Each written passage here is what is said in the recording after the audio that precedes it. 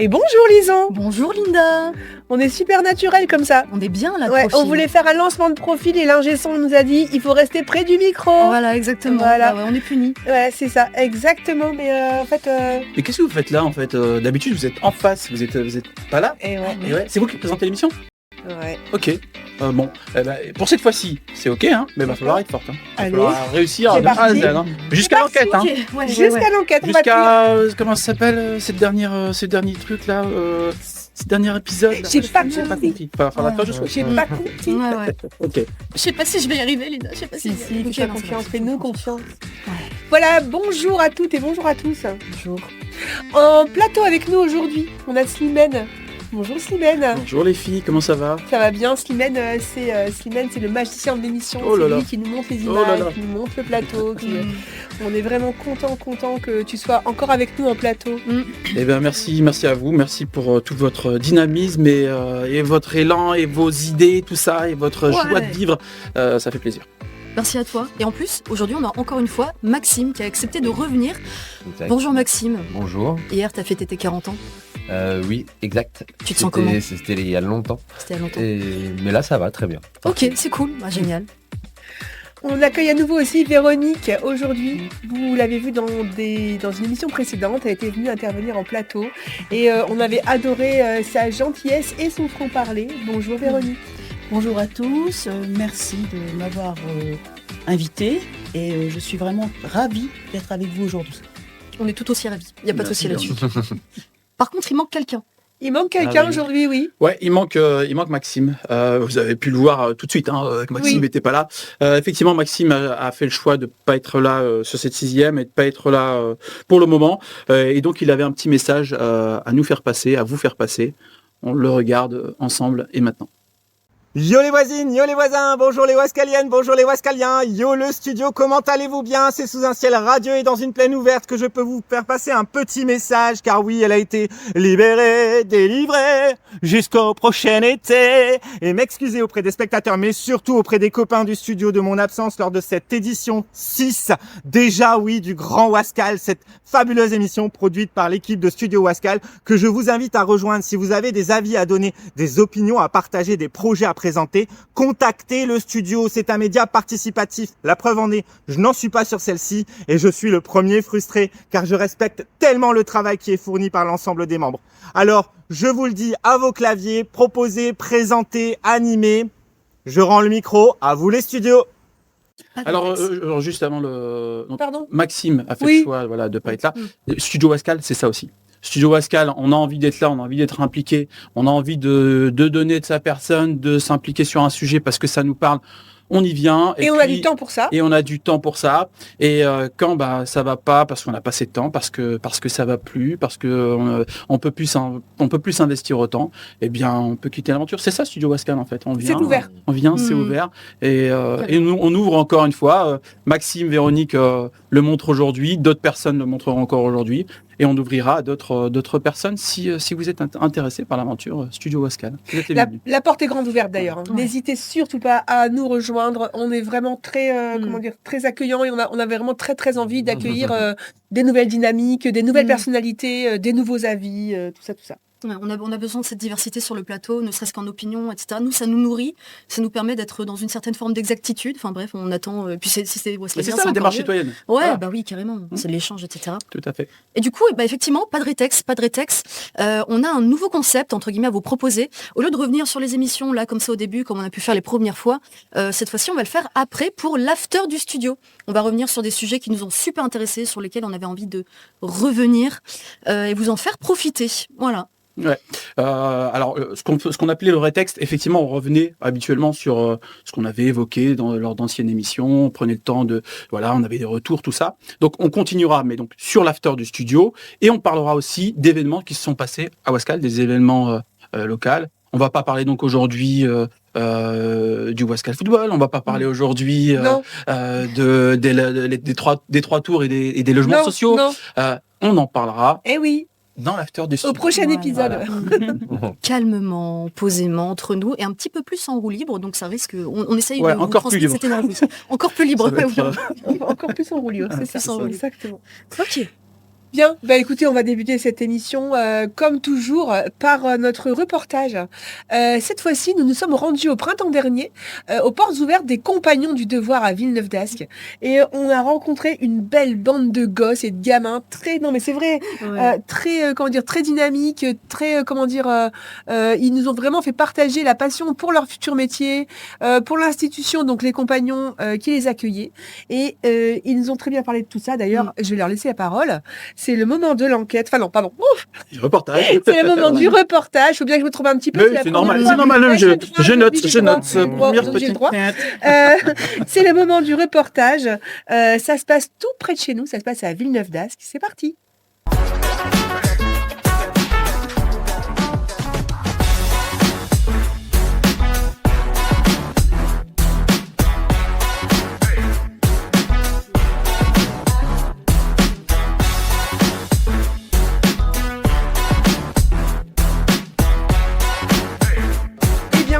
De vous présenter l'outil en main à Wascal. On les retrouve justement pour la journée porte ouverte des Compagnons du Devoir à Villeneuve d'Ascq. On avait envie de passer par là aussi pour faire découvrir les différents métiers et cette forme de compagnonnage qui est tout à fait particulière. On est tombé sur un compagnon journaliste. Bonjour Laszlo. Bonjour. Et donc, alors tu viens d'où Laszlo? Je viens de Normandie, à côté de Rouen, et j'ai 18 ans. Et je suis chez les Compagnons du Devoir depuis maintenant 3 ans en tant que menuisier. D'accord, très bien. Et donc tu t'es proposé gentiment aujourd'hui pour nous faire la visite de cette journée porte ouverte. Tout à fait. Avec grand plaisir que je vous ferai ce tour. Super. Et bien c'est parti. C'est parti.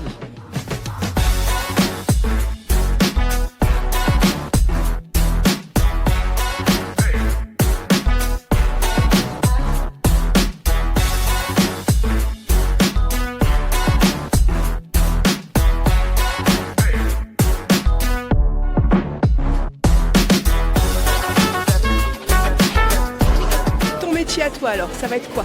Mon métier c'est d'être carreleuse, donc en gros ça consiste à préparer les supports sol et mur pour accueillir un carrelage de qualité, que ce soit bien plan partout. Donc le but pour le sol c'est de gérer le niveau, donc de faire soit une chape avec un mélange de sable ou avec du ciment ou un ragréage pour ensuite carreler correctement sur un support bien plan. Et sur les murs, on peut être amené à faire de la faïence, de la mosaïque. Je m'appelle Antoine Bessières, je viens de Lozère et j'ai intégré les Compagnons il y a 3 ans de ça et pour partir en tant qu'ébéniste. Peux-tu nous expliquer la différence entre le métier de menuisier et le métier d'ébéniste? Oui, bien sûr. Alors donc le menuisier, lui, il va plutôt être amené à faire des portes et des fenêtres, tandis que nous, les ébénistes, on va avoir plus tendance à faire du mobilier. Bien sûr, ça évolue avec le temps. On est plus sur de l'agencement maintenant, mais et aussi la nuance qu'on peut noter, c'est l'utilisation de plaquage, donc de fine épaisseur de bois réutilisé pour donner des formes esthétiques.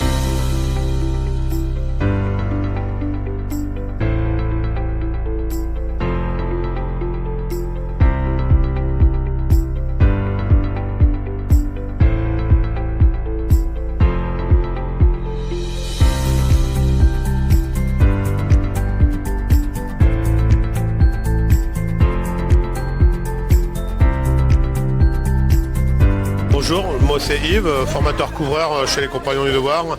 C'est ma 3e rentrée scolaire là, en septembre. Donc je suis à mon atelier de Wascal. On a à peu près 80 jeunes couvreurs en CAP, mention zinc, CAP en 1 an et BP. Et est-ce que tu peux nous expliquer un petit peu le parcours que tu as fait pour arriver jusqu'ici? Oui, alors moi je suis arrivé chez les Compagnons du Devoir ici même en 1998. J'étais apprenti. J'ai fait mes 2 ans d'apprentissage, je suis parti sur mon tour de France que je n'ai pas fini. Je suis reparti à ma vie professionnelle lambda. Et il y a très peu de temps, j'ai décidé de me reconvertir en tant que formateur suite à une blessure sur chantier. Mon père étant couvreur, je vois aussi la retraite qui est très difficile. Et j'avais à cœur de revenir chez les Compagnons 26 ans plus tard, là où j'avais appris mon métier. Super, bien merci. Moi je suis Alexandre, je suis maroquinier du coup et je suis en fin de Tour de France chez les Compagnons du Devoir. Est-ce que tu peux nous expliquer un petit peu le parcours que tu as fait pour arriver jusqu'ici? Ouais, carrément. Alors moi, je suis arrivé chez les compagnons à 24 ans. J'ai commencé par un CAP maroquinier, du coup, en 2 ans. Ensuite, j'ai fait mon tour de France, donc ça a duré 3, 4, 5, ça a duré 5 ans à peu près. Et là, je finis du coup ma dernière année du coup, chez les compagnons. D'accord. Et qu'est-ce que tu envisages pour la suite? On verra. Pour l'instant, j'ai pas d'idée bien précise une fois avoir fini dans quelques mois. Mais en tout cas, je me posais un petit peu, voyager, peut-être un projet encore au Canada, à l'étranger.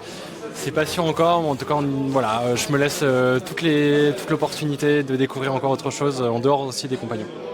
Quel est ton parcours jusqu'ici? Moi, je suis arrivée chez les Compagnons du Devoir après le brevet. Donc, j'ai fait un CAP pâtissier en 2 ans. Et là, je fais un CAP chocolatier en 1 an à Paris. D'accord. Et que penses-tu de tes années sur le Tour de France?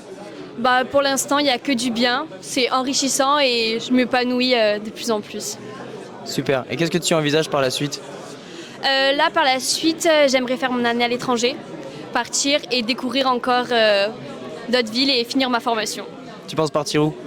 Moi, j'aimerais partir à Bali ou à Tokyo. Waouh, la classe!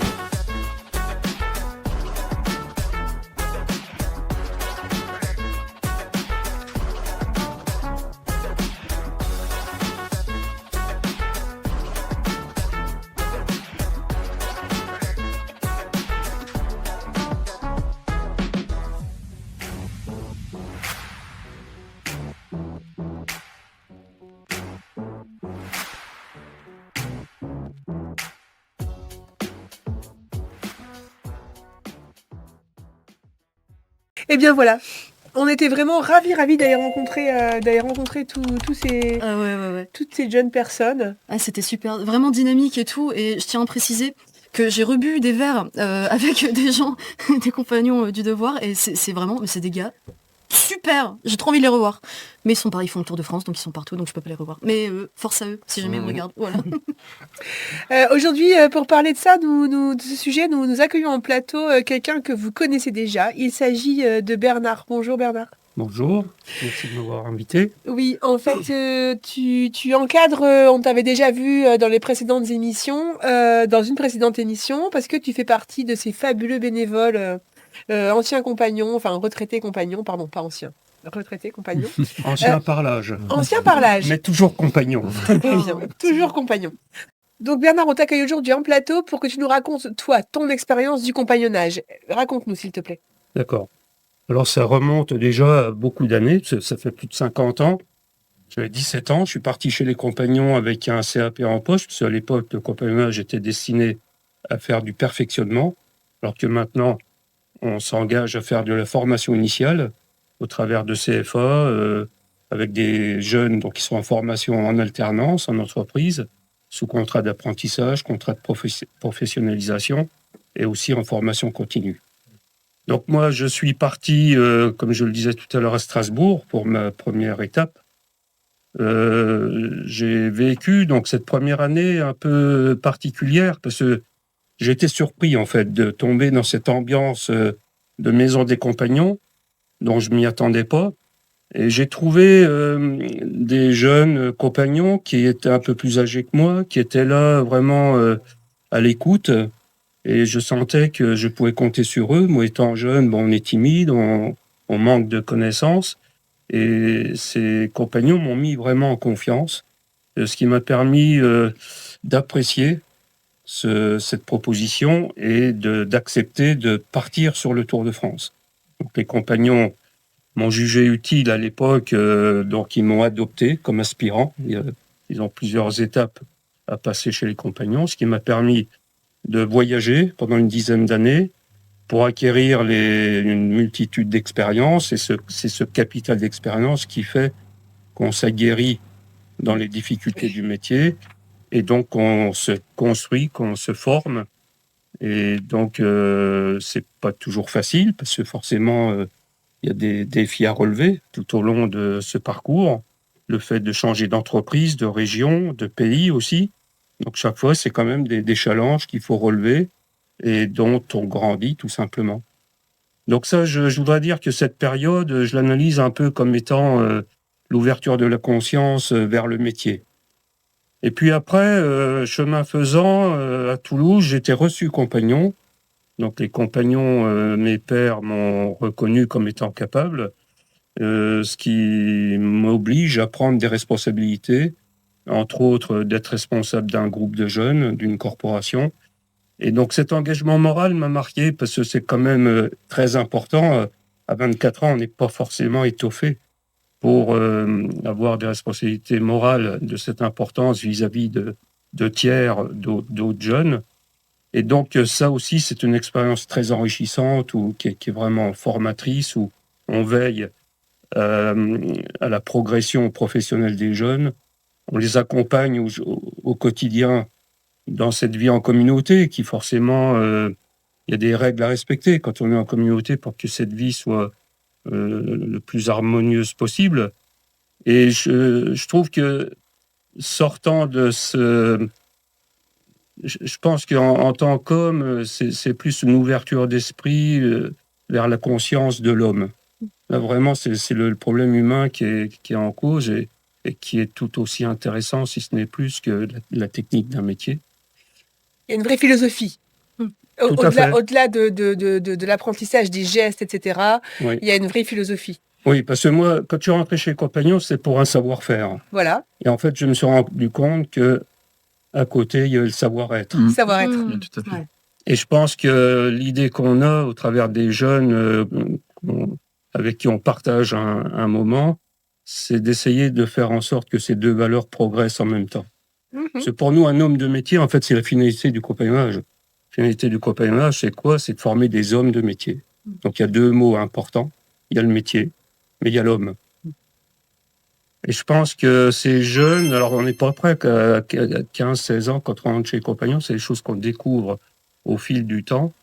Et je pense que c'est vraiment un intérêt où beaucoup de jeunes reconnaissent, s'investissent parce qu'en fait, c'est une vie d'écoute, d'échange, de partage.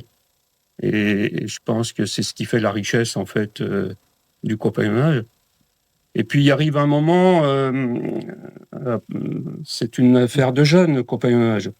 Donc, moi, 26 ans, j'ai décidé de m'arrêter pour être sédentaire, ici à Villeneuve-d'Ascq, où j'ai créé une famille, je me suis marié, j'ai créé une entreprise. Félicitations.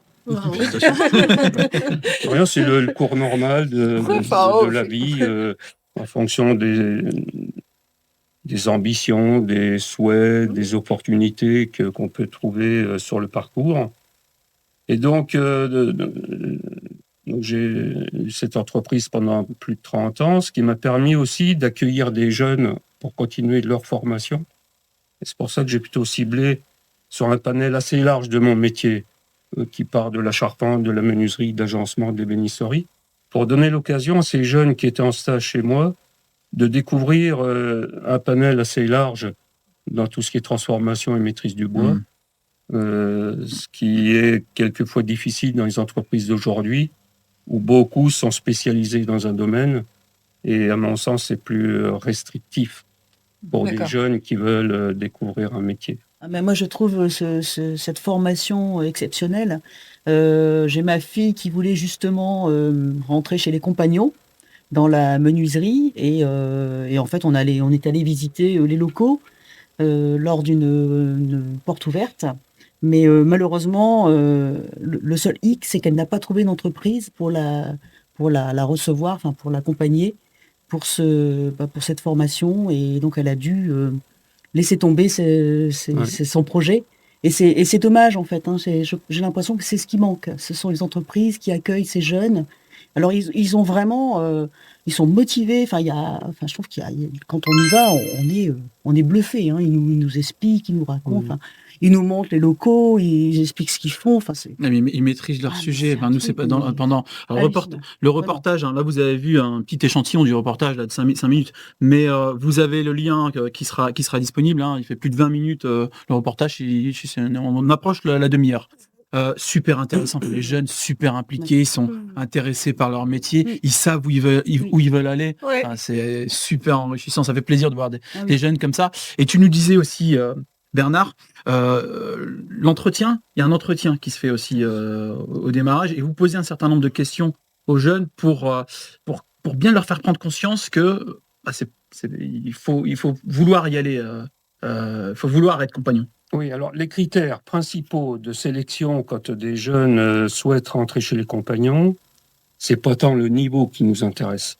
C'est plutôt leur état d'esprit, leur volonté de vouloir progresser, se construire au travers d'un métier. Et c'est surtout sur cet aspect-là qu'on retient l'intérêt du jeune. Le jeune, le manque de connaissances, s'il vient comme apprenti, c'est normal qu'il ait des lacunes, forcément. Mais ce dont il nous importe, c'est que ce jeune puisse évoluer à sa vitesse. Si on a deux jeunes, il y en a un qui peut avancer plus vite que d'autres, c'est pas grave. L'important, c'est de ne pas rester sur place et de progresser chacun à sa mesure et donc d'aimer son métier, parce que on dit toujours aux jeunes, si tu choisis les compagnons, c'est pas l'école facile, c'est pas la facilité que tu choisis.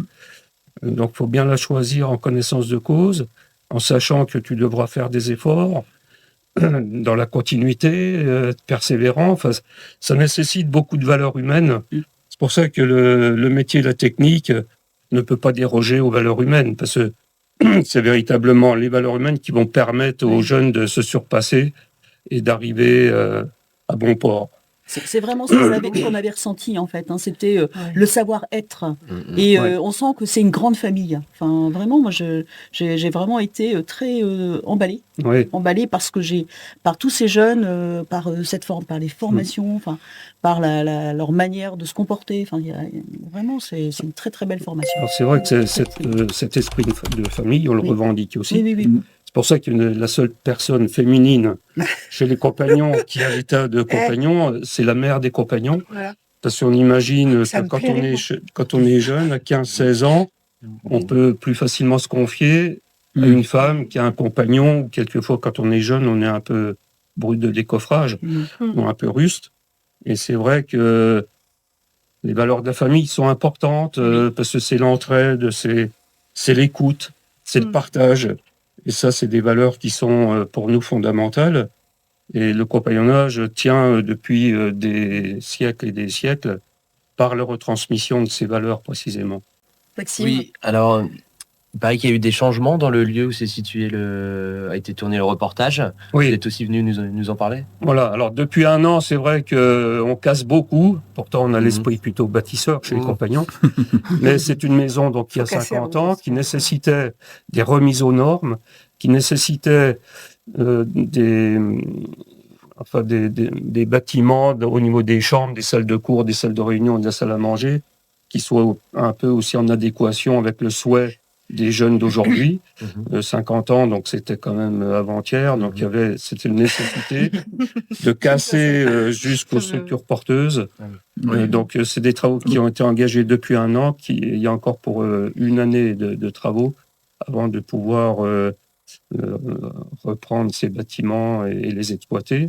Réalisés par des compagnons ? Non, pour des questions de rationalité, non, ça aurait été trop compliqué au niveau des assurances, des garanties des travaux. Il faut que ce soit fait par des entreprises. Et donc, les compagnons, on arrive plutôt à faire les aménagements intérieurs agrémentés pour avoir un peu ce que vous avez vu dans le reportage, des aménagements qui soient un peu qualitatifs et qui sont pour la plupart aussi des sujets de travaux d'adoption ou de réception. Donc, c'est un peu des travaux un peu exceptionnels pour certains qui permettent d'enjoliver, parce que la qualité, c'est important quand on accueille des jeunes qui font leur tour de France, qui sont de passage pendant 6 mois ou 1 an ici à Villeneuve d'Ascq. Je crois qu'il faut qu'on sache, nous, anciens, de les accueillir, les mettre dans les meilleures conditions possibles, pour qu'ils puissent vraiment se concentrer, se focaliser sur leur travail à eux. Et donc, au niveau matériel, qu'on ait des hébergements, un service de restauration, des salles de cours, des salles de réunion qui soient vraiment en adéquation avec notre époque. Okay. Merci beaucoup. Merci Bernard. Merci beaucoup. Mais puis merci aussi pour Pour ton discours, quoi, pour tes C'est ce mots, que je en vais fait. Parce que là-bas, c'est ce qui, moi, m'a beaucoup touché. Les mots, c'est important pour moi. Vous commencez à le savoir. Et en fait, là-bas, c'est les mots qu'ils emploient très précis et très, voilà, pour pouvoir parler de leur métier et de leur futur métier. Et toi, pareil, pour parler de l'esprit du compagnonnage, je te remercie énormément pour tous tes mots aujourd'hui. Merci, mais bon, les mots ne sortent pas aussi facilement que vous. Non. Oh, c'est Très, très bien. Tu vas te voir à l'écran et tu verras. Tu vas te découvrir autrement, Bernard, je pense.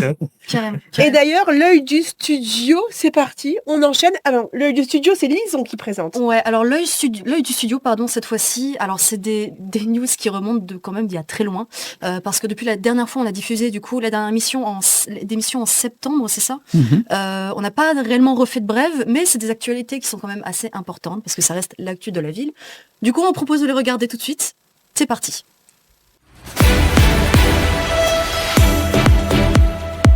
On n'avait pas prévu le stand, mais vu qu'on avait les t-shirts sur nous, on a tapé l'incruste juste avant l'été et pour préparer la rentrée, on s'y est retrouvés. Où ça ?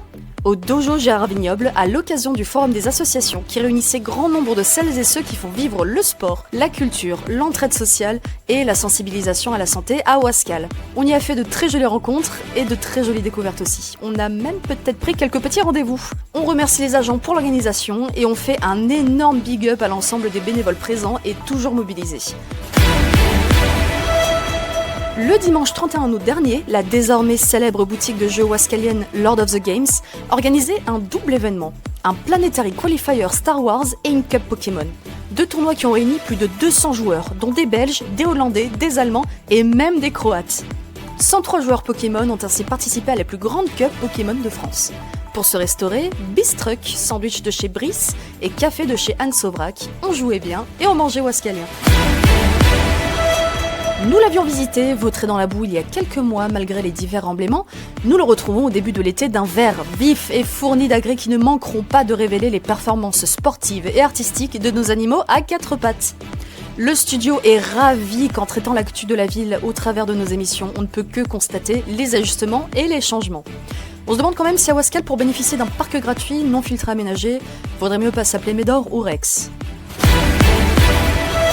À Wascal, le commerce ne connaît pas la crise et de fait.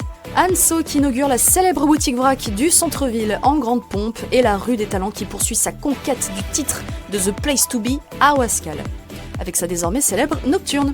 L'été est chaud et c'est Panico le préposé du soir pour les hot dogs qui vous dira le contraire. Sous sa casquette, en plus de répondre aux idées saugrenues de sa délicieuse Dali, il a trempé les tempes pour régaler les badauds toute la journée. Big up à tous les commerces de cette rue que nous avons toujours plaisir à aller rencontrer. Fête de la musique. Et oui, à Wascal, on connaît la chanson. Le 21 juin, depuis quelques années, la place Schumann devient la scène préférée des mélomanes ou amateurs. Tantôt rock, tantôt vintage. Cette année, le groupe Rockmatic aura fait guincher petits et grands sur les plus grands tubes des années 70 et 80. Big up aux agents pour leur mobilisation et à l'année prochaine sur des rythmes endiablés. Ça y est, avant l'été, il est le premier à se lancer. Benoît Thiermarche, actuellement conseiller municipal, a organisé son premier meeting. Le ciel bleu, le soleil et les quelques badauds présents ont ambiancé les berges pour que ces projets émergent. Ce qu'on a retenu, nous, le ciel bleu, le soleil et quelques badauds présents. Mais non, on déconne. Tout comme pour les peut-être nombreuses autres annonces à l'amorce des municipales où chacun concourt pour le Graal, il va falloir rester au taquet, branché et connecté sur Studio Wascal. À qui le prochain d'ailleurs, mystère et boule de gomme, mais en présence du studio bien sûr. Décidément, à l'Oasis, ils ne se reposent pas sur leur laurier. The Place to Be à Wascal, ouvert à toutes et à tous, la team qui occupe le lieu vit au rythme des saisons et surtout de la météo, et a de la suite dans les idées. Un événement sympa dont s'inspirer ? Leur barbecue. T'amènes ta viande et l'équipe de bénévoles, elle, en plus d'avoir fait chauffer le barbecue, t'aura préparé de quoi l'accompagner. Des frites fraîches et de quoi s'abreuver. Un petit verre après le travail, c'était le 18 septembre. Et un petit concert, c'était le 27 septembre. Et bientôt le retour du très fameux Halloween.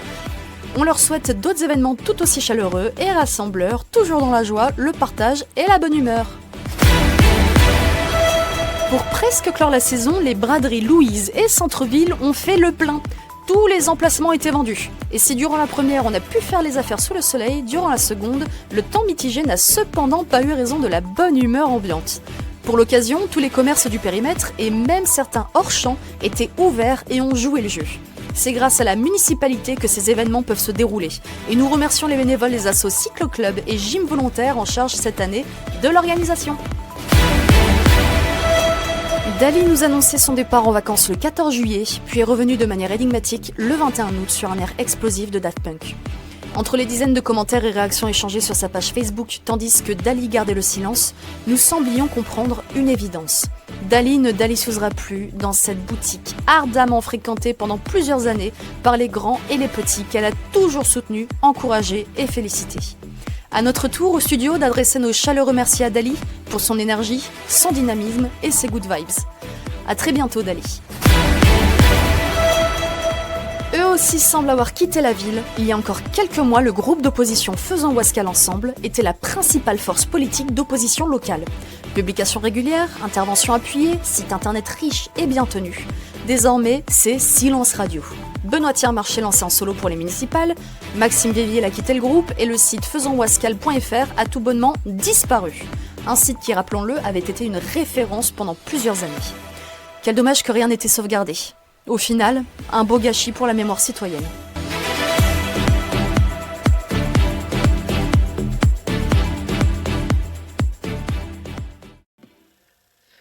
Oui, c'était riche en actualité. Très riche. Alors on est revenu effectivement très loin dans l'actualité, mais fallait revenir sur ces événements-là. Moi, je retiens notre petit passage quand même du côté du dojo là pour le forum des associations. C'était pas prévu. Non. On est parti avec nos t-shirts sur le dos et on nous a vus. On nous a bien vus a priori. On nous a bien vus a priori, oui. Donc on a pu faire des belles rencontres, on a pu parler de Studio Wascal, on a pu recruter un petit peu, on a prendre pu des contacts. Non, c'est vraiment pas mal. On était donc en nomade, là on était à pied, tranquillou, mais j'ai une super annonce à faire. Studio Wascal est désormais une association wascalienne officiellement déposée. Et donc fera l'objet d'une demande de subvention. On fait la demande ? Bien sûr. On va la faire. Ah bah oui. Ah ouais, carrément. On a besoin de sous. Bon, allez, on va un tester. petit peu, parce que tout ça, voilà. Et puis donc l'année prochaine, on espère vous retrouver de manière sédentaire avec un super stand bien installé dans l'univers wascalien. Voilà. Voilà, pour que des gens peut-être rejoignent l'équipe. D'ailleurs, je le repose là, du coup. Ah ouais, mais oui, on a besoin de monde, on a besoin d'idées différentes, on a besoin de débattre, on a besoin d'échanger. C'est ça la démarche de Studio Wascal, une démarche citoyenne. Plein d'infos, on discutait en même temps, on faisait aussi les commentaires du studio. On parlait justement d'Oasis, l'Oasis des Lauriers. L'Oasis, incroyable. Enfin, c'était incroyable. Et là, leur animation sur le cirque, avec le tunnel, on passait sous le tunnel. Et puis après, il y avait toutes ces... ils avaient vraiment recréé un cirque. Moi, j'ai été bluffée. C'est de la vraie création artistique pour le coup. C'est la vraie expression artistique. Ce sont des bénévoles en plus. C'est vraiment le quartier qui se mobilise pour faire ces animations. Pour tous. Pour tous. Oui. Avec des jeux, avec... Et ça vient de partout. On l'a vu dans notre reportage, notre premier reportage. Et ça, quand on y est retourné. Alors, on a tous été chacun de notre côté en famille là-bas, mais on s'est rappelé du premier reportage. On a lancé Studio Wascal avec ce premier reportage à l'Oasis. Donc, forcément, il y a un petit pincement au cœur. C'était la jeunesse. C'était la jeunesse, exactement. Mais ils se réimaginent tout le temps. C'est une imagination débordante. C'est incroyable. Non, et puis peut-être notre brève qui m'a aussi surpris, c'est la fin, excusez-moi, je vais dire, de Faisons Wascal Ensemble. Ça a été un peu surprenant avec effectivement un site qui répond plus. On sait plus trop, alors on sait pas où ils sont. On sait au moins une personne où on sait où elle est. Elle est avec nous. mais non, mais c'est dommage. Bonjour Maxime. Bonjour, pas à la suite. C'est dommage. C'est ça que je veux dire. C'est quand même dommage parce que voilà. Ouais, c'était un petit mot, Maxime. Tu as déjà expliqué. Ça aurait été bien que ça disparaisse pas, effectivement. Le truc, c'est que ça, pour diverses raisons techniques, d'envie, je pense, le groupe n'existe plus, donc mais au moins finalement le site internet, c'est juste matériellement, c'est c'est significatif qu'il n'y a plus d'activité, quoi. Mais nous, c'est dommage parce que c'était une grosse source d'informations. Le site de Faisons Wascal Ensemble, c'était quand même bien sourcé, il y avait quand même beaucoup d'éléments. Et pour Studio Wascal, ça va être un peu embêtant quand même. J'ai pas la référence personnellement de ce que t'es ce site. Parce que du coup, je suppose que j'étais trop jeune à ce moment-là, mais je sais pas, c'est quoi? C'était de l'actualité? C'était du... Je pense que Maxime était plus la même d'en parler. En fait, on essayait de tenir à jour ce qui se passait en conseil municipal, donc les décisions qui étaient prises tous les 3 mois, quoi, Et pas grosso que, modo. pas que, Et pas que. puis l'actualité waskalienne, Voilà. Ok. essayer, vu que il y a quand même beaucoup d'informations qui circulent quand on est élu, donc on essaie de partager ça en fait avec les waskaliens. Ok. Mais rien n'empêche de partager les infos sur le site de Studio Waskal. Exactement. Il y en a qui existent, On est non là. Alors, il y a un site qui existe où on partage effectivement nos contenus. On n'est pas sur le même, Bah oui. même, objectif que faisons Wascal à l'époque, mais pourquoi pas créer un site comme ça où on crée plein d'actualités. Si vous êtes intéressé, vous pouvez venir nous aider à le faire. Partie importante là maintenant, Slimane. Ah oui. Déjà Déjà. C'est déjà Ouais. Ah ouais. Déjà Et la- c'est la toi qui enquête. présente si Ah ouais, bien, quoi. ouais, ouais. Bon, et Prends une ben voix je me mets en, Et Slimane va présenter. voilà, je me mets en mode voit celui-là. sérieux. La voix qui va bien, oui. À Wascal, il existe une avenue dont on parle depuis des années. Une avenue rêvée, comme une vitrine urbaine, un Champs-Élysées wascalien. Un futur quartier vivant, culturel, vert et ambitieux. Mais derrière les images de campagne, derrière les promesses, derrière les slogans, se cache une friche immense, héritière de plus d'un siècle d'industrie, de pollution, d'abandon et de vision inachevée. Entre héritage lourd et avenir incertain, cette avenue pose une question simple. Est-ce le début d'un renouveau ou l'un des plus grands rendez-vous manqués de Wascal? Réponse et explication en images dans notre enquête. On vous dit tout.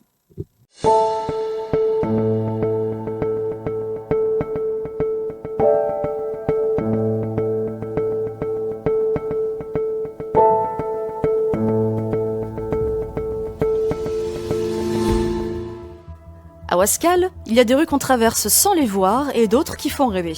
L'avenue Jean-Paul Sartre fait partie de celles qui nourrissent les ambitions. Certains l'imaginent comme une vitrine urbaine, un boulevard transformé en Champs-Élysées wascaliens, bordé de commerces, d'espaces culturels, de lieux de vie et de verdure. D'autres y voient une plaie à refermer, avec des friches polluées qu'il faudrait enfin effacer pour tourner la page. Entre le parc canin inauguré en 2024, le Fab Lab ici Wascal, le rachat du poste électrique Art Déco et la démolition du bâtiment Georges, l'avenue est aujourd'hui au carrefour de toutes les contradictions. Entre héritage industriel, promesses électorales et bulldozer, elle est devenue le théâtre d'un feuilleton urbain dont personne ne connaît encore la fin. Mais derrière les images de campagne et les projets affichés, se cachent des questions plus lourdes. Qu'a-t-on fait de ce site depuis plus d'un siècle ? Quels fantômes industriels ont encore les sols ? Quels intérêts, publics ou privés, décideront demain de son avenir ? C'est cette histoire que nous allons vous raconter. Une histoire qui pose une seule vraie question. L'avenue Jean-Paul Sartre sera-t-elle le joyau rêvé de Wascal ou le symbole de ses désillusions ? Pour comprendre l'avenir incertain de l'avenue Jean-Paul Sartre, il faut remonter le temps. Car derrière les façades éventrées et les terrains en friche se cache une histoire industrielle vieille de plus d'un siècle et demi. Textile, chimie, logistique, autant d'activités qui ont façonné le paysage, employé des générations de Wascaliens, mais aussi laissé des traces profondes dans les sols et dans les mémoires. Avant l'ère industrielle, cette avenue n'existe pas. Sur ce plan cadastral de 1876, il n'y a ni route reliée en croix à partir du centre de Wascal, ni même un pont pour traverser le canal de la Marque. Cette partie porte encore l'appellation La Seigneurie. Et puis, à la fin du 19e siècle, c'est l'avènement de l'ère industrielle. Roubaix et Tourcoing explosent dans l'industrie textile, entraînant les autres industries à se développer. Mais aussi les autres villes. Wascal en fait partie et les terrains de la Seigneurie suscitent beaucoup d'intérêt. Une desserte fluviale, une desserte ferroviaire à proximité, et ils sont disponibles. Oui, tout ce que vous voyez qui ne sont pas des bâtiments, eh bien ce sont des champs. Sur cette vue aérienne de 1930, on peut voir les différents sites industriels. En regardant cette photo, ou celle-ci, ou celle-là, ces 6 cheminées qui crachent de la fumée en permanence, c'est une usine électrique qui fonctionne au charbon. Elle est construite en 1907 et à partir de 1910, elle sera l'usine de production d'électricité la plus puissante au nord de Paris. Rien que ça. Jusqu'à sa fermeture en 1961, cette centrale alimentera les foyers et l'éclairage public de nombreuses communes et surtout le grand boulevard et le tramway Lille-Roubaix-Tourcoing. Vient ensuite l'ère cornue, caisse automobile, récupération ferraille, four de plomb, déchetterie professionnelle et même collecte de tri de déchets dangereux. Ils ajouteront des pollutions au sol, ajoutées à celles de l'usine électrique précédente. Revenons maintenant à l'ouest du quartier de la Seigneurie. Dès 1861, la manufacture française de produits chimiques Aiken et Leroy s'installe près du port du Dragon. Elle deviendra Saint-Gobain après la Première Guerre mondiale et ne cessera de s'étendre le long de la Marque jusqu'à prendre toute la place disponible. D'ailleurs, voici ce qu'était la place Mendès-France au début du XXe siècle. Étonnant! La démolition de l'usine, au début des années 1970, laissera là aussi de graves polluants dans les sols. Mais rien n'est perdu. 1973 voit l'ouverture d'une déchetterie et d'un incinérateur sur la partie du site la plus polluée. L'incinérateur fermera en 1998, après une lutte du maire Gérard Vignoble et de nombreux habitants. Mais il laissera tout de même sa trace dans le livre d'or des industries pollueuses sur la parcelle. Malgré de nombreuses dépollutions lors du démantèlement, le site recèle une liste complète en matière toxique et est toujours sous surveillance. Un peu plus loin sur l'avenue, au numéro 14 actuel, c'est l'histoire de la friche Georges qui se joue. Anciennement ficellerie, le site est longtemps occupé par les 3 Suisses jusqu'en 2016, date à laquelle les machines s'éteignent, les salariés partent et les halles vides attirent squats et graffiti. Un bâtiment gigantesque, surnommé Georges, devient le symbole d'un temps révolu. Ce qui fut une fierté locale se transforme en verrue urbaine. Les habitants découvrent alors le vrai visage de la friche. Un monstre de béton, inutile, menaçant, qui hante l'avenue. Focalisons à présent sur cette friche Georges, 20 000 m² en pleine métropole, attenante à une parcelle de 100 000 m² de friche côté Villeneuve-d'Ascq. Impossible de comprendre l'importance stratégique de la friche sans rappeler où elle se trouve. Car il ne s'agit pas d'un terrain perdu en périphérie, mais d'un site à la croisée de 3 communes, Ouascal, Villeneuve-d'Ascq et Croix. Côté Ouascal, à l'est de l'avenue Jean-Paul Sartre, s'étend la parcelle d'une superficie de près de 20 000 m². Côté Villeneuve-d'Ascq, au 239 rue Jean Jaurès, se trouve la parcelle la plus vaste, avec presque 100 000 m². Le tout forme un ensemble gigantesque porté par le bras mort de la Marque, à 2 pas de la station du métro, hôtel de ville, des grands axes routiers, et directement desservi par l'arrêt de bus Jean-Paul Sartre. À quelques minutes à pied seulement, la gare de Croix-Ouascal complète ce maillage en offrant une connexion ferroviaire. Autrement dit, une localisation idéale connectée au réseau de transport bus, métro et train aux portes des centres-villes de Ouascal et de Croix, dans un secteur où chaque mètre carré de terrain est convoité. Et pourtant, ce site reste inexploité depuis des années, livré aux ronces, aux ruines et aux pollutions. Une opportunité urbaine colossale laissée en suspens, comme un puzzle géant dont personne ne semble encore vouloir assembler les pièces. Situer la friche, c'est une chose, mais savoir qui en détient les clés, c'est une autre histoire. Car derrière les murs fissurés et les hectares de terrain en jachère, se cachent des acteurs puissants bien loin d'être des inconnus pour les Ouascaliens. La parcelle côté Ouascal appartient à la SAS foncière du Breuck, qui a obtenu en juin 2025 un permis de démolir pour abattre le bâtiment Georges. Derrière cette foncière, on retrouve Cetrus Promotion France, spécialiste du montage d'opérations immobilières, lui-même issu de l'écosystème Mullier. La plus vaste parcelle côté Villeneuve-d'Ascq est entre les mains de la SAS Gigi Imo. Elle est présidée par la société Nodi, détenue par l'association familiale Mullier. Autrement dit, ce ne sont pas des petites structures locales, mais des géants de l'immobilier adossés à l'un des plus puissants groupes familiaux de la région. Et les collectivités dans tout ça ? La ville de Ouascal, la MEL et même l'établissement public foncier Hauts-de-France pourraient jouer un rôle, notamment dans la dépollution ou le portage foncier. Mais pour l'instant, leur présence ressemble plus à celle de spectateurs qu'à de véritables pilotes du projet. Alors une question se pose. Si l'avenir du site se décide entre les mains d'acteurs privés, quelle place restera-t-il pour l'intérêt collectif, pour les habitants, pour la transparence des choix ? Marcher aujourd'hui autour de la friche, c'est entrer dans un décor d'après-guerre. Mais au-delà de ce que l'on voit, il y a ce que l'on ne voit pas, la pollution des sols et des nappes. Côté Ouascal, l'ancien site logistique des 3 Suisses était dans un état de délabrement avancé.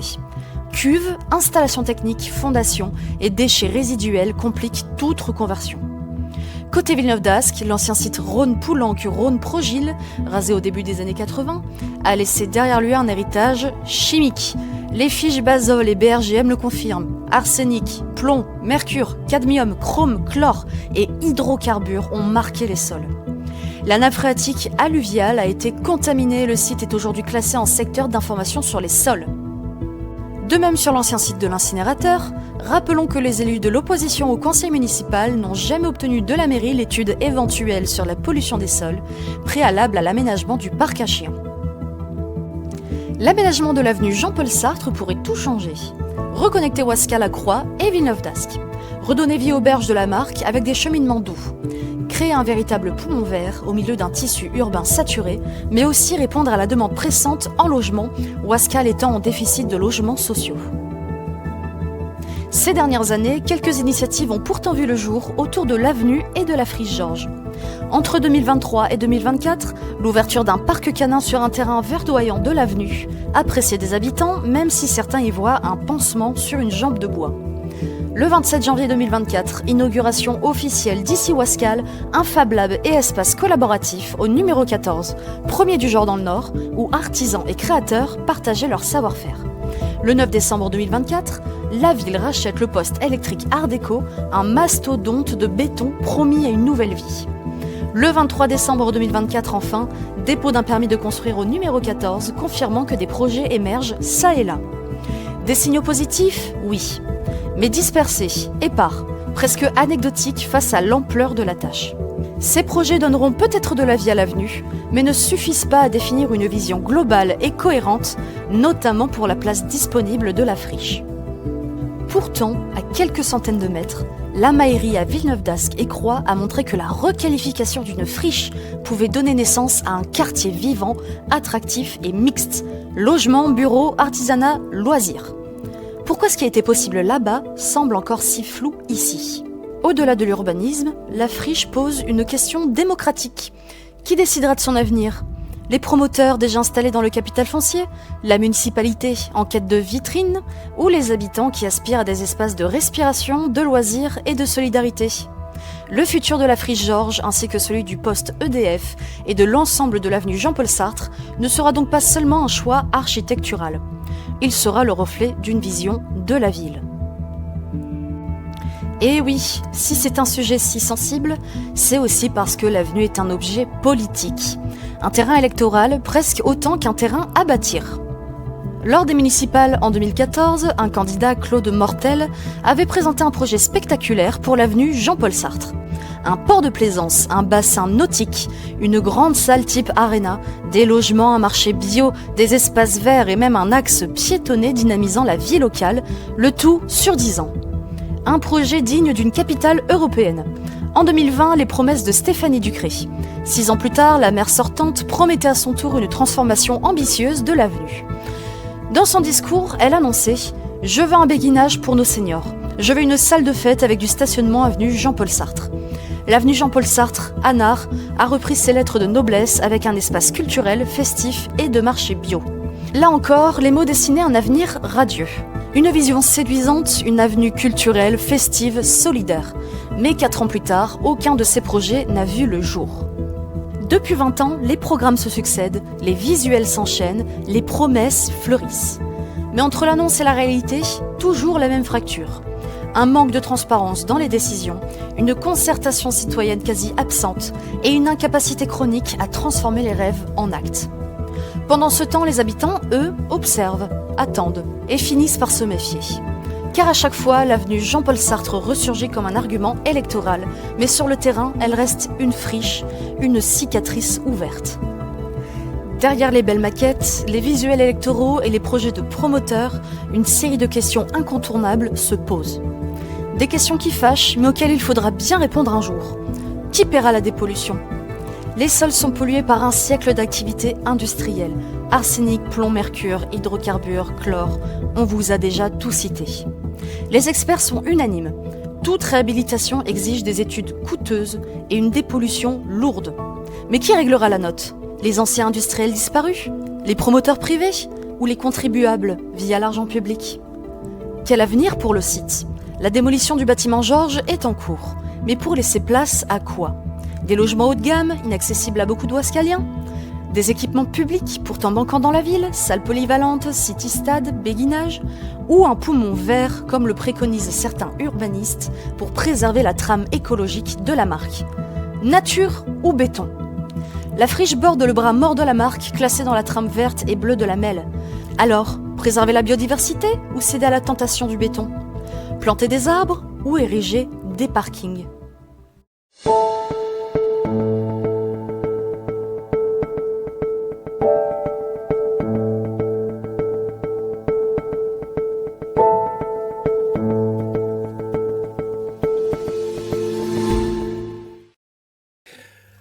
On n'est pas peu fiers. Ouais, En fait, ça, c'est quand même le fruit, il faut qu'on vous le dise, d'un sacré travail vraiment très collectif. Vous connaissez déjà la plupart des gens qui ont fait cette enquête. Hein. Il s'agit de Slimane, il s'agit de Lison. Un peu moins, moi, cette fois-ci. Un peu moins. Bah, la voix off, c'est toi quand même, il me semble. C'était moi. Oui, J'avais oublié. Il y a Maxime aussi qui a participé à l'enquête. Il y a Mémès, qu'on ne cite pas beaucoup, mais qui a tourné des images de l'avenue Jean-Paul Sartre. Et puis on a un homme de l'ombre très mystérieux qui nous aide énormément, mais qui ne veut pas être cité à l'écran. Donc on ne le cite pas, notre homme de l'ombre, mais on le remercie beaucoup. Et il y a aussi évidemment Jules Macrouz, qui n'est pas du tout un homme de l'ombre, lui, puisque je peux le citer en plateau, et qui nous a fourni énormément de documents de base pour tramer cette enquête. Voilà. Merci beaucoup. En plateau aujourd'hui avec nous pour parler de ce sujet, nous avons 2 invités. Caroline Swan, bonjour. Bonjour. Est-ce que vous voulez bien vous présenter ? Alors Caroline Swan, je suis juriste de formation, j'étais avocate 10 ans. J'ai eu la chance de m'engager dans la vie politique ouascalienne en 2014 avec Stéphanie Ducret et la chance d'occuper pendant 6 ans le poste d'adjointe à l'urbanisme qui m'a passionnée. Merci d'être avec nous aujourd'hui. Nous avons également en plateau Bernard de Velder. Bonjour. Bonjour, donc Bernard de Velder. Donc je suis militant associatif aujourd'hui et centré sur les enjeux d'écologie et notamment d'urbanisme aussi. Du coup, voilà, maintenant que vous avez vu l'enquête, on aimerait bien avoir votre réaction, simplement. Voir si on était dans le vrai, dans le faux. Est-ce que les enjeux de l'avenue Jean-Paul Sartre qui ont été présentés dans cette enquête sont encore d'actualité, disons. Qu'est-ce que vous en pensez, tout simplement ? Écoutez, moi j'ai été très surprise par la qualité de cette enquête qui retrace tout à fait bien le passé de Ouascal et par conséquent tous les enjeux actuels générés sur ce site. Et même si il manque peut-être juste un petit peu de hauteur, puisque on peut aussi regarder les choses d'un peu plus haut et de penser l'avenue. Enfin, on ne peut pas dissocier l'avenue Jean-Paul Sartre de toute la requalification finalement du centre-ville de Ouascal. Ok. Pour moi, je rejoins Caroline. Effectivement, c'est un excellent travail, y compris dans ses profondeurs historiques. Je pense que c'est important. Mais je crois effectivement qu'il est important, vous l'avez fait d'ailleurs en partie dans votre enquête, d'élargir la focale au-delà de l'avenue Jean-Paul Sartre. Il s'agit d'un enjeu qui concerne 3 villes, Ouascal, Croix, Villeneuve-d'Ascq, en tout cas ce qui correspond à la partie Flersbrock. Et effectivement, je pense que il s'agit d'envisager, de rêver les abords de la branche de Croix, pour lesquels d'ailleurs il y a un promoteur immobilier, Noud, qui a des ambitions d'aménagement depuis longtemps et qui l'ont d'ailleurs amené à solliciter la remise en état et en valeur de cette branche de Croix, je pense d'ailleurs de manière qualitative. Très bien. Pensez-vous que les habitants mesurent vraiment l'ampleur, la complexité ou la sensibilité de ce dossier ? Non, je pense que le Ouascalien lambda ne peut pas mesurer tous les enjeux qu'il y a derrière cette friche et que il ne peut que finalement faire le constat que d'année en année, rien ne se passe sur cette friche et ne pas comprendre, alors que c'est l'entrée de la ville de Ouascal. Donc le fait de la maintenir dans cet état finalement ne donne pas une image tout à fait positive de Ouascal, alors que Ouascal regorge vraiment d'atouts. Si on peut les reciter sans faire la promotion, mais c'est vrai que c'est une ville qui se situe au cœur de la métropole, avec l'eau qui est présente partout dans la ville, les transports en commun, du tramway au métro jusqu'à une gare SNCF qui pourrait d'ailleurs être beaucoup plus utilisée. De nombreuses associations qui en font le dynamisme, des commerces qui sont de plus en plus attractifs. Donc, tout ça fait que Ouascal mérite une entrée de ville un peu plus sympathique. Oui, je partage assez ce point de vue. Effectivement, on ne s'y intéresse pas à cet endroit parce que c'est devenu une simple zone de passage, d'ailleurs pas très belle, effectivement, qui est même... dirons-nous, laide.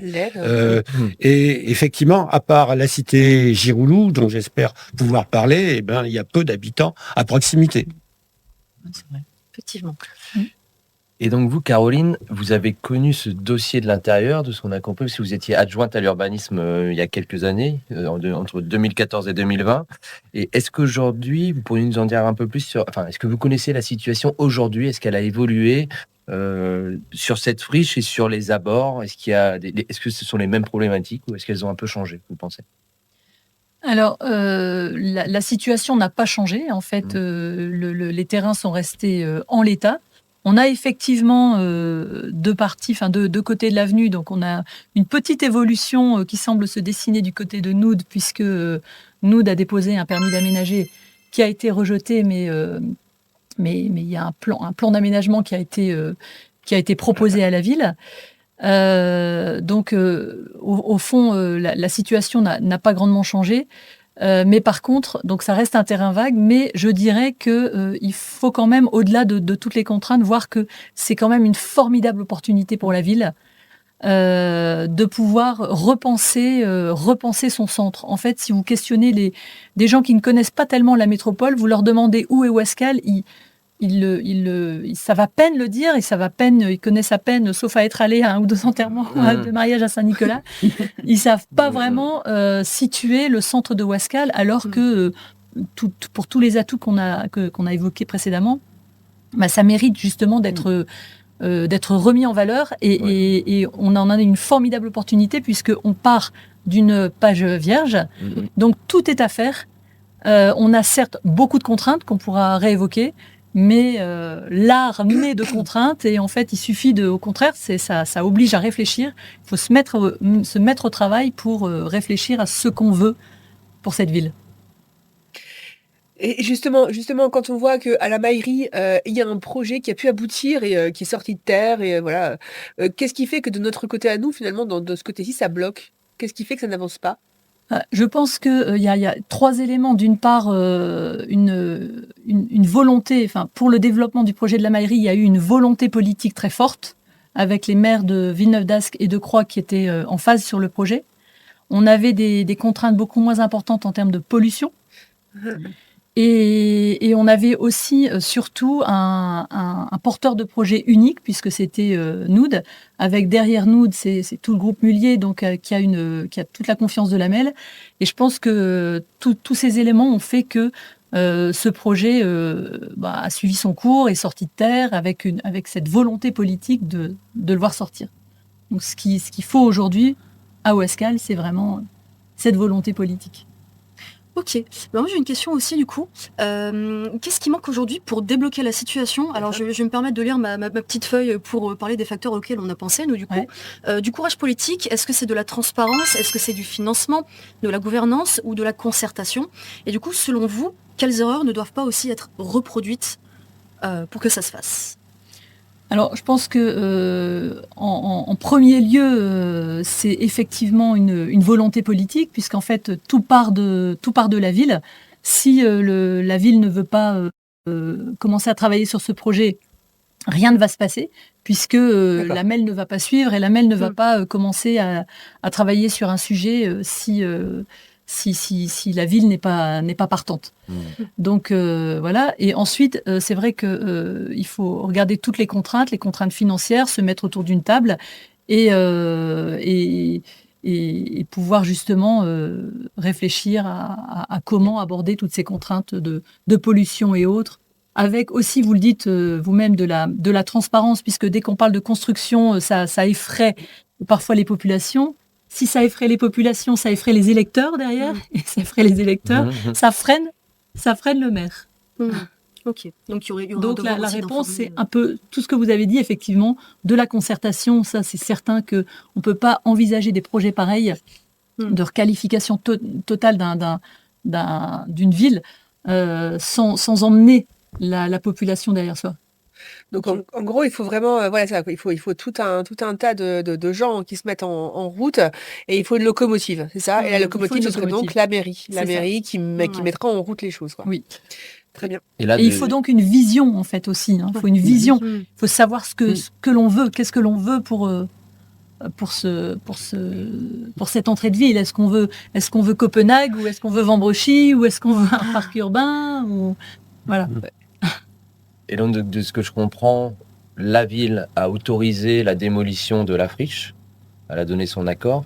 Mais elle n'a pas autorisé le projet d'aménagement qui a été déposé récemment. Oui. Donc ça veut dire qu'il y a encore il n'y a pas d'accord en fait entre tous les acteurs et que la mairie en fait grosso modo n'a pas voulu aller plus loin, en tout cas aujourd'hui sur le projet, et que tant qu'elle voudra pas. Alors, en fait, ça demande un peu de concertation. En fait, c'est la MEL qui a la maîtrise du plan local d'urbanisme. Donc, pour la plupart des terrains, la MEL a la maîtrise et actuellement, le plan local d'urbanisme est bloqué en partie. Il ne peut pas y avoir de dépôt de permis de construire à la place de l'ancien incinérateur ou sur le site Cornu. Vous voyez, d'autant plus qu'il est aujourd'hui occupé. Donc, voilà. Donc, sur cette partie de terrain, la MEL en a la maîtrise. Nous, c'est un peu différent. Le site dit Georges, puisqu'en fait, le plan local d'urbanisme avait été un peu libéré à l'époque pour pouvoir y installer un établissement particulier. Et le PLU a été débloqué. Donc, en fait, aujourd'hui, nous, des propriétaires d'un terrain, avec un PLU qui lui permet de déposer un permis d'aménager, ce qu'il a fait. Oui. Mais ce permis a été tacitement rejeté, puisqu'il n'était pas complet, ils n'ont pas complété. Je suppose parce qu'il y a eu une concertation avec la ville. De toute façon, on ne peut pas envisager un plan d'aménagement comme ça sans concertation avec la ville, c'est évident. Et c'est tellement important qu'il faut aussi concerter. C'est un projet tellement important, un tel plan d'aménagement, que ça demande des études d'impact, etc. Donc, ça doit se faire dans une concertation. Mais plus largement, ça doit se faire aussi avec tous les acteurs qui sont concernés par l'ensemble du projet de l'avenue Jean-Paul Sartre et de la requalification du centre-ville. En fait, on ne peut pas segmenter les parcelles en utilisant ces droits du sol sans voir les choses de manière plus globale au niveau de l'avenue tout entière. Et après le train, j'ai une autre image du coup, c'est la mairie, le chef d'orchestre. Et il faut tout l'orchestre autour, c'est ça? Voilà, c'est ça. C'est pas un style pour rien, moi, je trouve des images. Et donc aujourd'hui, dans cet orchestre, il y a l'adjoint à l'urbanisme aujourd'hui qui vous remplace. Alors, l'adjoint à l'urbanisme, aujourd'hui, il n'y a pas d'adjoint à l'urbanisme. En fait, c'est le maire qui a repris la délégation de l'urbanisme. Il y a du travail, le maire. Hein. Et donc, je pense qu'elle est beaucoup assistée. Oui. Oui, du travail. Hein.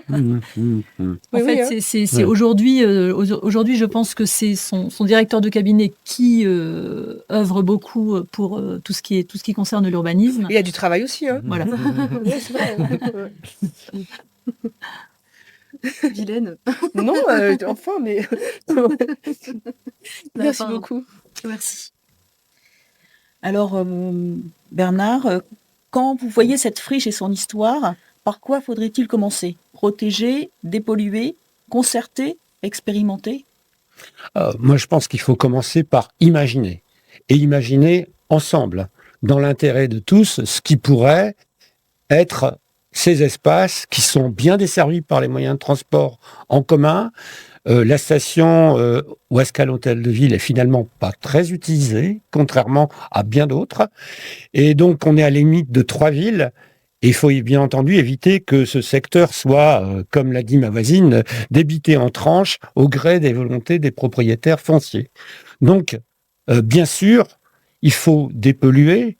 Et cette préoccupation, je pense qu'elle doit être dans tous les esprits, mais il faut urgemment qu'on travaille à une vision d'ensemble de ce que pourrait être cet endroit, quels sont nos besoins en logement, quels sont nos besoins en particulier en logements sociaux, puisque c'est un déficit de Ouascal, quels sont les besoins en établissement, en équipement public, éventuellement en activité économique, mais aussi, et je pense que c'est très important pour le confort de tous, pour conforter cette trame verte et bleue que constitue la branche de croix.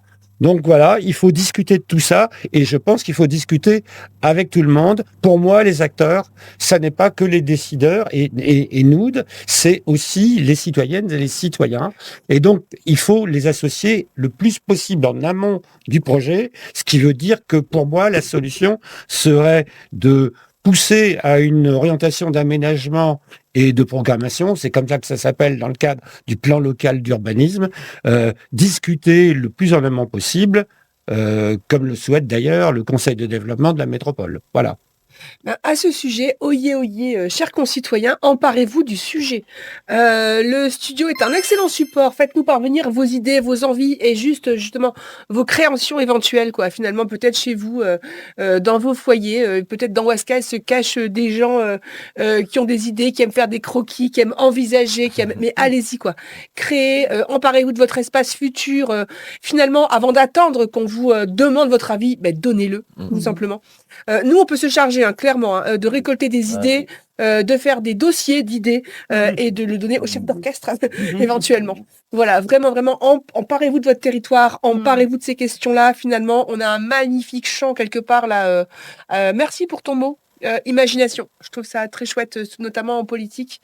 Ça concerne tout le monde et souvent, il s'agit d'imaginer les choses avant qu'elles puissent se concrétiser. Alors moi j'ai quand même une question par rapport à l'imagination, le rêve, parce que parfois il y a la réalité qui peut causer des problèmes.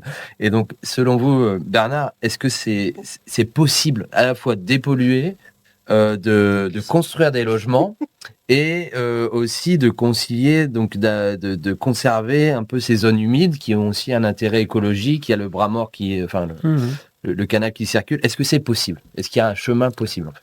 Oui, je pense qu'il y a un chemin possible. Maintenant, il faut savoir qu'on s'engage dans une action de moyen terme, c'est-à-dire au moins 10 ans, bien évidemment. Mais je pense que on doit dépolluer ces sites. Mais pourquoi faire?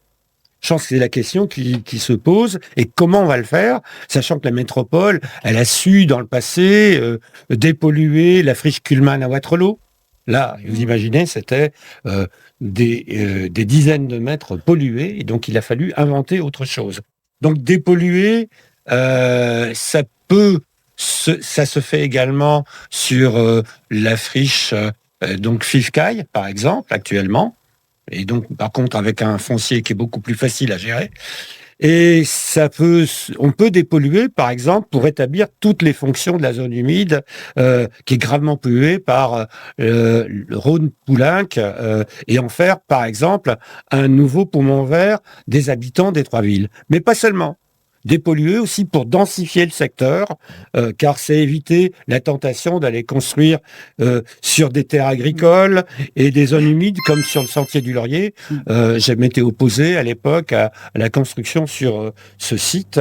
Densifier intelligemment, ça ne peut se faire d'ailleurs qu'en apportant du bien-être, des espaces végétalisés, avec ce qu'on appelle en langage technique un coefficient de biodiversité par surface qui est élevé, c'est-à-dire soit effectivement on a des espaces verts tout autour, soit on a également des terrasses végétalisées. Il y a plein de solutions qui existent pour que les habitants soient dans un cadre où ils ont envie de rester. Voilà, ce qui est très important.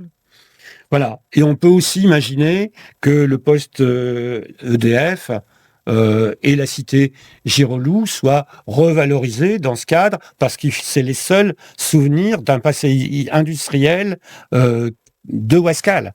Et je rappelle que la cité Girolou, le loup de Girolou, ça fait référence à Louis Loucheur, l'inventeur de la loi Louis Loucheur, qui a permis le développement de construction d'habitats 1930 sur toute la France, mais en particulier dans notre secteur. Oui, donc en fait, si on comprend bien, c'est que ce projet, cette démolition qu'on a sur l'avenue Anard, c'est vraiment un projet qui doit être vu de façon globale. Enfin, c'est ce que vous disiez tous les deux. C'est un projet qui doit être vu de façon globale, puisqu'en fait, on a tous ces paramètres à prendre en compte, et ça ne peut pas se faire comme ça. On va faire un projet là, puis un autre là, puis un autre là, puis un autre là. Donc il y a un moment, il faut que ce soit vraiment vu d'une façon globale, avec tous les partenaires. Tous les partenaires s'installent autour de la table. Bien sûr. C'est ça. Ok, justement, j'ai une question vis-à-vis de ça. C'est sur la transparence de l'état des sols et des bâtiments. Est-ce qu'elle a été suffisante? Alors, on a quelques éléments qui existent et qui sont publics. Il y a ce qu'on appelle la base Basol. Alors, je ne peux pas vous dire que signifie ce sigle, mais c'est effectivement un recensement des sites pollués dans toute la France. Et ce document existe. Néanmoins, on sait qu'il y a eu d'autres documents qui ne sont pas rendus publics pour l'instant. Je pense en particulier au site qui a hébergé la plus grande centrale électrique de France, et puis également donc la friche de l'incinérateur. Hein, on ne sait pas combien de dioxine il y a, effectivement. Tout ça mériterait d'être approfondi et ça vaudrait le coup d'aller se renseigner sur l'existence de ces documents, d'en obtenir communication et le cas échéant avec l'aide de la communication d'accès aux documents administratifs. Ok, merci. Je vous remercie tous les deux, enfin on vous remercie tous les deux d'être venus nous parler de ce sujet passionnant. Donc en gros, il faut retenir globalité et plein de facteurs. Enfin, il y a vraiment de multitudes de facteurs à prendre en compte. Donc c'est un sujet complexe, mais c'est un sujet motivant et plein de promesses en fait. Tout à fait. Tout à fait. Voilà. Je vous remercie énormément de votre présence et de votre participation et de vos éclairages complémentaires à l'enquête. Merci beaucoup à vous. Merci à vous. Merci de votre invitation. Merci. C'est vrai Par qu'on contre, était complémentaires. j'ai un problème, Linda, j'ai un problème. J'ai pas compris. Ah non, c'est pas vrai. Lison, je t'ai dit. Non, je te jure, Linda, Non, j'ai pas compris. Lison, reviens, Lison. Lison. Est-ce que vous avez compris, vous Est-ce que vous avez compris tout ce qui a été dit? Je vous propose une séquence d'émission pour vous aider à absolument tout comprendre. C'est parti. J'ai pas compris, j'ai pas compris, j'ai pas compris, j'ai pas compris, j'ai pas compris, j'ai pas compris, j'ai pas compris, j'ai pas compris, j'ai pas compris, j'ai pas compris, j'ai pas compris, j'ai pas compris. Il y a un truc que j'ai pas compris, Sidonie. Qu'est-ce que les Suisses viennent faire dans cette histoire de friche à Ouascal? Des Suisses, Solides? Bah oui, Sidonie, le monsieur de l'enquête. Il a dit que l'usine, ça abritait 3 Suisses. Mais Solides, les 3 Suisses, c'est l'entreprise de catalogue. Oh, je me disais aussi que ça faisait grand pour 3 personnes. 3 Suisses. Et Sidonie, il y a un rapport avec les petits Suisses? Ou les chocos suisses? Les petits Suisses, les chocos suisses. Oh non. Sidonie? J'ai pas compris, j'ai pas compris. Sidonie, j'ai pas compris. Il y a un oasis à Ouascal, c'est ça? Oui, Solides, c'est l'oasis des lauriers. On en a déjà parlé. Oh bah ok. Bah j'ai cherché dans le Robert. Le dictionnaire, hein, pas monsieur Robert, ça j'ai compris. On cherche pas dans les gens, tu me l'as dit. Et bah un oasis, c'est un lieu reposant dans un milieu hostile. Oui, Solides. Et tu veux en venir où? Bah Sidonie, c'est évident. Avec la bataille pour les municipales, ça va être Beyrouth à Ouascal, avec tous les lieutenants de la majorité qui vont combattre les capitaines de l'opposition. Alors espérons qu'on sache passer entre les mines pour encore y accéder à l'oasis des lauriers, hein, Sidonie? J'ai pas compris, j'ai pas compris, j'ai pas compris. Dis Sidonie, j'ai pas compris. Benoît Tirmarche, il était pas plutôt un truc du style ami avec des animaux? Qu'est-ce que tu racontes, Solides? Bah, je l'ai vu sur les réseaux, il parlait de boucher les nids de poules. Alors? Eh ben, comment elles vont faire les poules pour pondre des œufs? S'il est élu, moi je te le dis, on va tout droit vers une pénurie d'œufs, là. C'est fini les omelettes, et ça sera la faute à qui? Eh ben, ça sera la faute à Benoît. J'ai pas compris, j'ai pas compris. Sidonie, j'ai pas compris. Studio Ouascal a pris des vacances? Bah oui, Solides, le studio profite pour se refaire une santé après une année épique. Bon alors si même le studio part en vacances, bon nous on part où en vacances? C'est comme les Ouascaliens qui peuvent pas partir en vacances, hein, sans rester Ouascal. Bon on est des orphelins de vacances. Oh, j'ai pas compris, j'ai pas compris, j'ai pas compris. Sidonie, je suis trop contente. Ah bon, Solides, mais pourquoi tant d'enthousiasme? Bah maintenant, je peux rentrer des cours, me poser devant mon latte et mater tranquille ma série. Ah bon, Solides, et t'as pas des cours à réviser, des devoirs à rendre? Oh, Sidonie, mais t'as pas écouté l'émission? Ils ont parlé de quoi dans le reportage? Des compagnons, Solides. Oui, Sidonie, des compagnons, mais pas n'importe lesquels, les compagnons du... Les compagnons du devoir? Bah oui. Bah et alors? Bah je les ai appelés, Sidonie, je les attends là. Mais pourquoi faire? Bah j'attends les compagnons du devoir pour faire mes devoirs. J'ai pas compris, j'ai pas compris. Dis Sidonie. Bah j'ai pas compris. C'est pas à LFI qu'on reproche des dérives sectaires, car tout le monde se réfugie derrière le big boss et suit sa voix à lui ou un truc comme ça. Si, Solides, c'est aussi ce que j'ai entendu dire, oui. Eh bah Sidonie, C'est pas à la mairie de Wascal que les élus se réfugient derrière le Big Boss et sous sa voix à lui ou un truc comme ça. Oui, c'est pas faux, c'est pas faux. Bah alors Sidonie, mais c'est une exclusivité mondiale en fait. Mais la mairie de Wascal qui passe à LFI sans changer le Big Boss, eh ben j'en connais un qui va pouvoir retourner faire la sieste, hein, Sidonie. J'ai pas compris. Sidonie, j'ai pas compris. Il y avait des forts hommes au dojo? Mais non, Solilès, le forum, c'est un endroit où on discute, où on se rassemble. Oh, j'ai eu peur. Je me suis dit, ça y est, les hommes lancent une opération masculinisme à Wascal. Solilès, comment tu peux ne pas comprendre ce qu'est un forum et en même temps connaître la notion de masculinisme? Ça me dépasse, mais je comprends pas, moi. Oh bah alors là, Sidonie, t'as eu tout un été pour réfléchir et ça me fait bien plaisir que pour une fois, c'est toi qui n'as pas compris. J'ai pas compris. Dis Sidonie, j'ai pas compris. Studio Wascal, ils avaient pas dit qu'ils prenaient pas parti politique avec personne ou un truc comme ça? C'est exact, Solilès, pourquoi? Parce qu'il parle quand même beaucoup de Benoît Tirmarche, moi je trouve. Hein. Oh, pour l'instant, il y a que lui de déclarer pour les élections. Ils peuvent pas parler des autres. Bah ouais, mais là, dans l'émission, ils ont dit que même la mère pense qu'il bosse pour Benoît Tirmarche, là, ou je sais plus quoi. Et toi, Solilès, est-ce que tu fais pas partie un peu du studio Wascal quelque part? Si, si. Et de quoi es-tu en train de parler encore, Solilès? Oh, c'est pas vrai. Oh mon Dieu! Mais moi aussi, je parle de Benoît Tirmarche, parce qu'on parle de Benoît Tirmarche. Mais c'est du Benoît Tirmarche au carré, là. Au secours, Sidonie, je crois que je vais encore faire une overdose de candidat unique et tout puissant. Et vivement des opposants quand même. Oh. J'ai pas compris. J'ai pas compris. J'ai pas compris. J'ai pas compris. J'ai pas compris. J'ai pas compris. J'ai pas compris. J'ai pas compris. J'ai pas compris. J'ai pas compris. Un peu rapidement. Décélérer légèrement. Oui.